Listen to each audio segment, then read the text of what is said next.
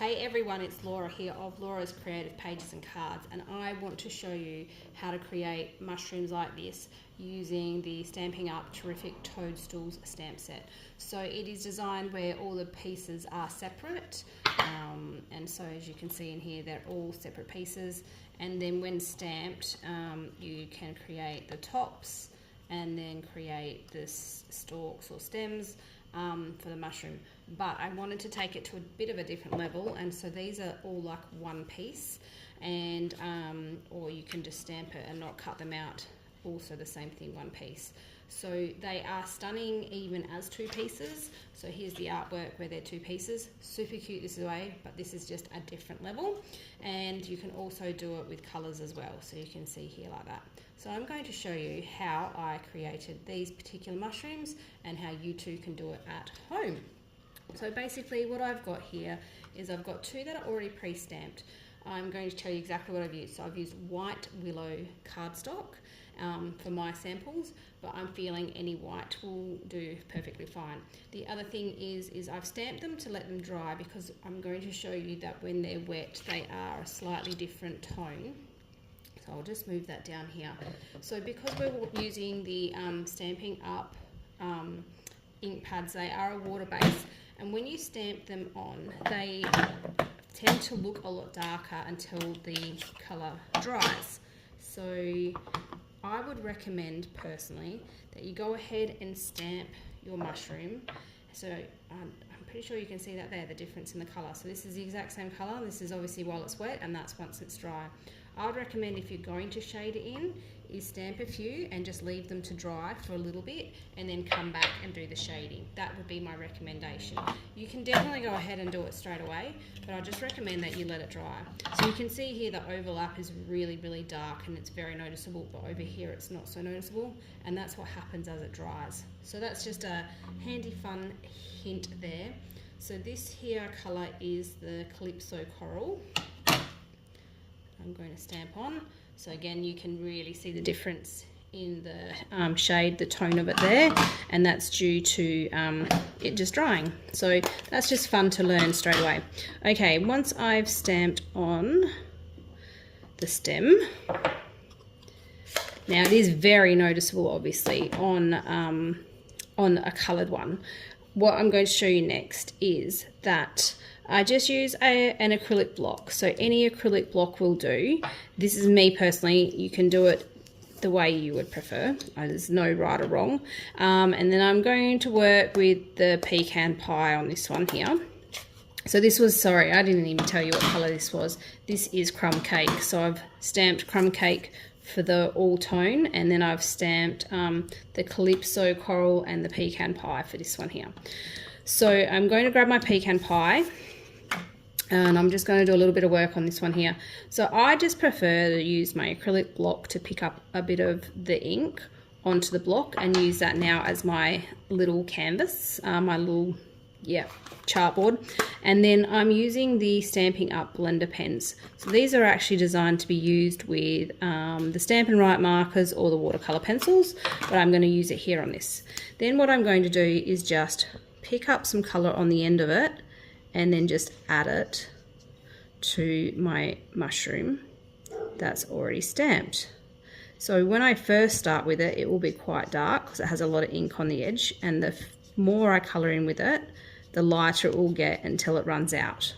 Okay, so I'm just going to continue to add on the color. Now the other thing is I would recommend is that if you feel like it's not quite dark enough shade, don't continue to go over and over the same spot, because it will saturate the cardstock and then it might actually start breaking down the fibers. If you want to add more, you just need to let it dry. Trust the ice cream man to come past right now. You need to let it dry completely and then add another layer of the shading. So it does take a little bit of time, but the end result is completely worth it. So the beauty of this now is that I can outline that there. So now it looks like that stem is actually, it's all one piece. It's not like an overlap. And just add on some, use it while it's getting lighter and lighter to add on a little bit of that shading. So I use this to shade in the underneath in those little panels, and you can just see it's already starting to come to life and really changing the look of this mushroom. So I just was so pleased with trialing this and working out that it worked so beautifully. So yeah, so that's just like a really quick overview. It's really about just adding on the layers of the color, trialing out where you want to place it. You can definitely use more than the one color to add on the shading, so you could bring in a second or a third brown. The other thing I do like to do as well is if I grab the crumb cake and put a bit of ink of the crumb cake on there, I'm just going to, just on a scrap piece here, just color out the excess of the pecan pie. So you can see I've just colored that out until it's gone clear. Pick up the crumb cake, and I actually can go over this with the crumb cake and just darken it up as well. So you can completely change the look of what's already previous stamped just by even adding the same color that you originally stamped in over the top. Okay, so just adding that little bit of shading over the top. So that's a really quick overview. Now what I'm going to do is bring in the colored one, because I feel the colored one is a little bit more, few more steps. So now I've got the early espresso. I'm just going to actually add the ink over the top of the block because the early espresso is so dark. I would normally wipe it off, but I'm just going to pick up the early espresso there. And same thing, I'm just going to add the ink straight over the top because it's quite dark.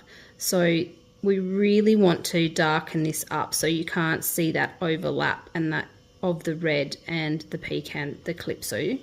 So I'm just going to slightly color it in to start with, then I'm going to let that dry, and then I'm going to probably put some more shading over the top.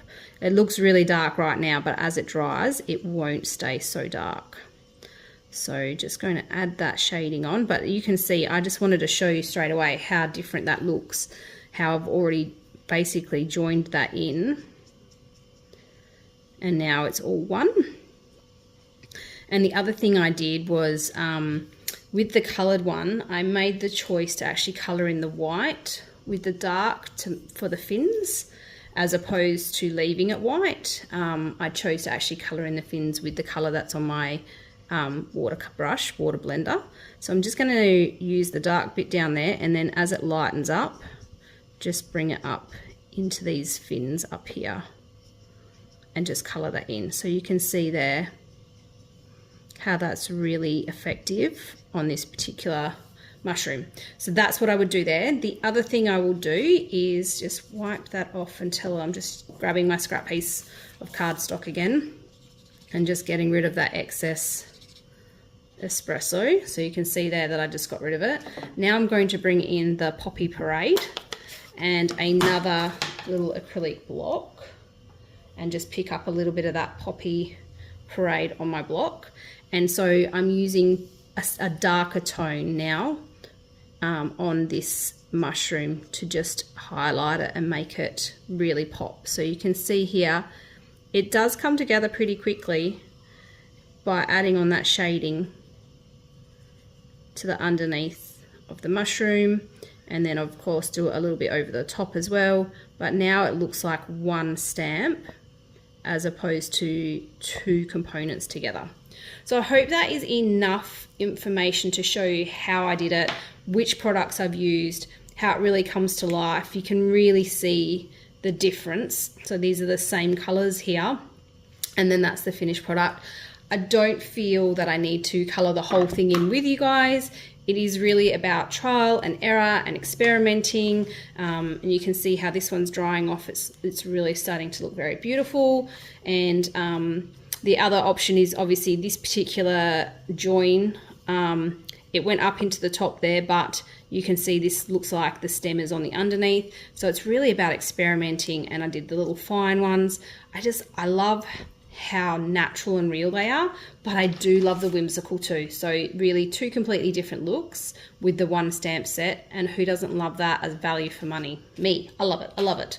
So thanks so much for joining me here, and I hope you enjoy that. Please leave me any questions in the comments if I haven't quite gone through anything enough for you. Of course, any feedback would be amazing. Kindness always rules, and I'm so grateful that you're here with me at Laura's Creative Pages and Cards. Bye.